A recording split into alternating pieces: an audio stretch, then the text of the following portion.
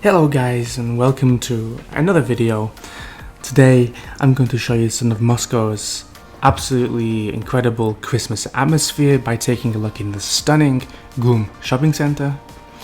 We're currently exiting the metro, making our way through these big red gates onto the center of Moscow, which is Red Square. On the other side you'll shortly see the Kremlin, St. Basil's Cathedral, as well as the Christmas tree and the market, but also the bright lights of GUM shopping center. This gate here is the main choke point to enter Red Square, and it's called the Resurrection Gate or the Iberian Gate, and it joins Moscow City Hall to the State Historical Museum. It looks pretty old, but was actually built in 1994 because the original was demolished in 1931. Actually, so they could drive tanks through Red Square during military parades. Anyway, enough nonsense and onto the Christmassy stuff. One of the things you'll see immediately here is the bright lights of the shopping centre.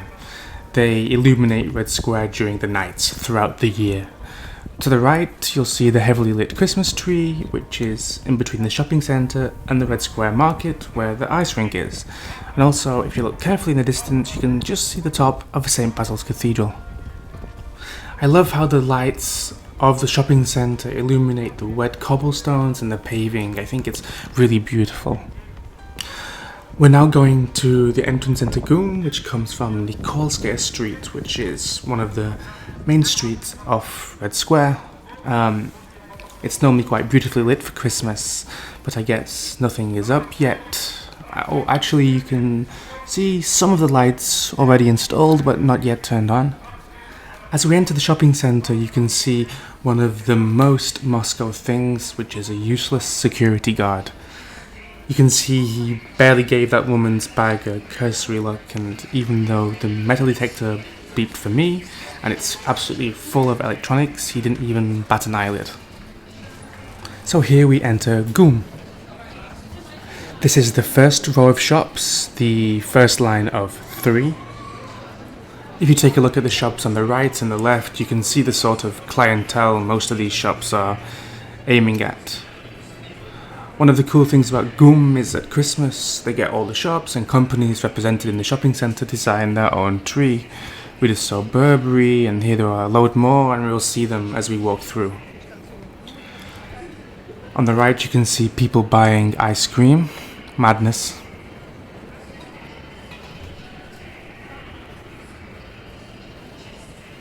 Here we continue down the line of more trees, and a woman taking off her coat to be photographed with one.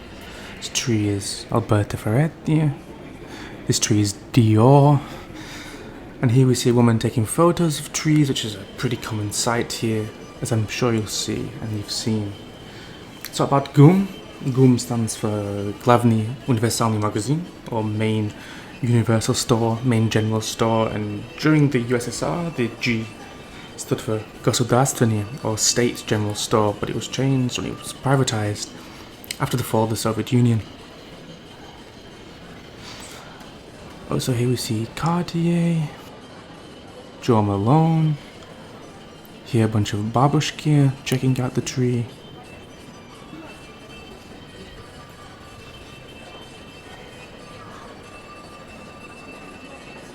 Here another photo session with a tree.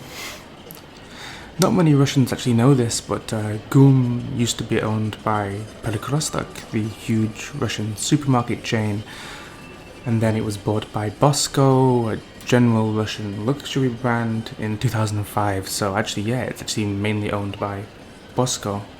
Not many people know that.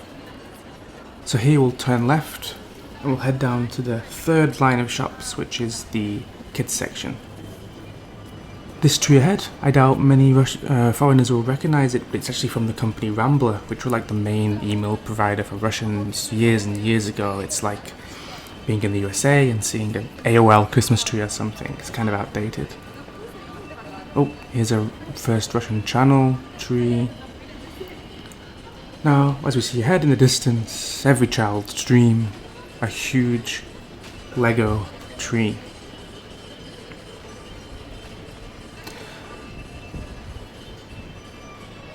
And this one is perhaps a Soviet child's dream tree. laden with the cartoon character Cheburashka. Cheburashka is a character from a story, but mainly known nowadays and during the Soviet Union as the protagonist of animated films by Soyuz-Film, which was like a huge film company during the Soviet Union. On the right here is the shop Gastronom number 1. Here we see baubles for sale, all the Christmassy stuff. They're really using the full space to sell baubles, other things people might take home, spend a lot of money on, especially tourists. On the right there's a vodka shop called Beluga. Here we see more trees, people looking at trees. Okay, so now we're going to turn left down to this Christmas's main attraction, the Christmas tree. This is the Christmas tree, called a New Year tree actually in Russia, or Yolka. You see this year it's adorned in Soviet cartoon characters, and you'll also see at the top is a red star, which is a holdover from the communist days, Soviet symbolism. As I'm sure you know, the Kremlin tower actually has red stars at the top of each of its towers.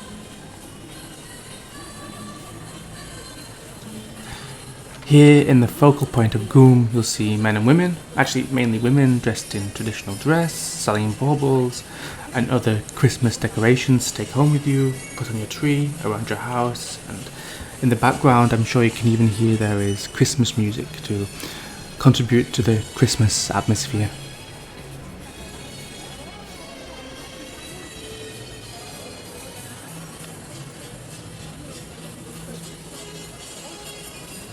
Now we're gonna head upstairs for another view of the tree, and we're going to go now via the second row of shops, which we haven't seen yet.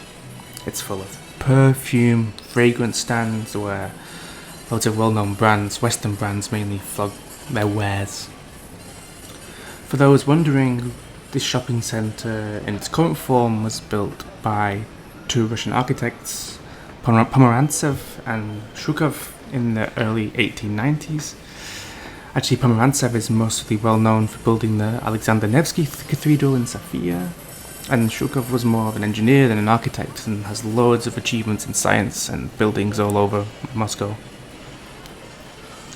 Worth googling. So one thing you'll always see in this section of GUM, no matter what the season is, how the shop is decorated, is a ton of people having photo shoots. So here we see the red star at the top of the tree, as I talked about before.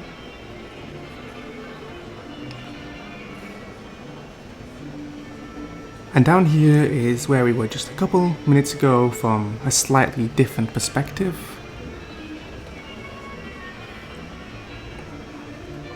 And as we go left, we see lots of people having photos taken of themselves, and actually this time last year I actually had a few photos taken of me too, so I'm just as bad as the crowd.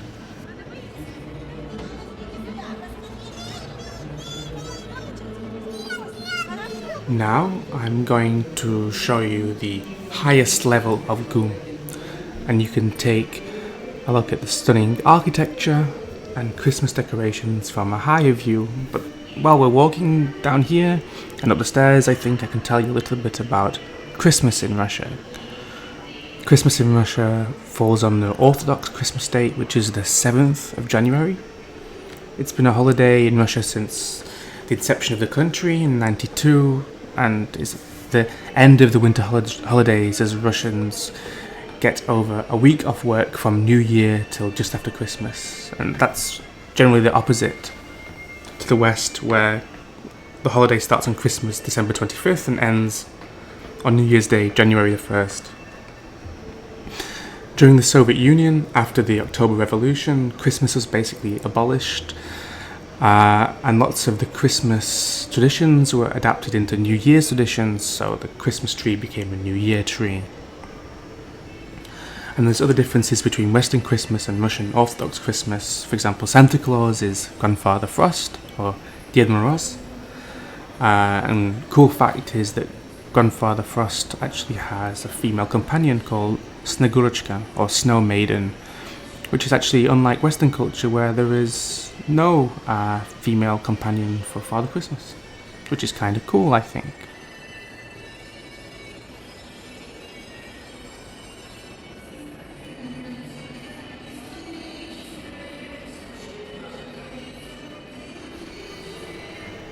Okay guys, that's it. That's the end of the tour. I hope you enjoyed. Please like and subscribe if you did. And I'll see you on the next video really soon.